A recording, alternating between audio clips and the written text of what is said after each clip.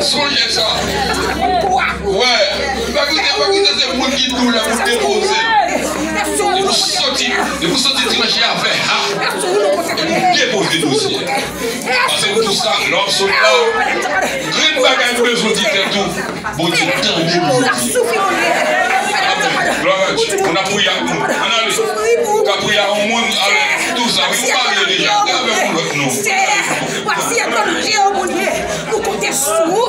Nous comptons sous tout même ça, mon Dieu. Nous comptons sous. Nous comptons sous, Père. Parce que c'est où pour mettre nous. Laisse-moi voir, nous,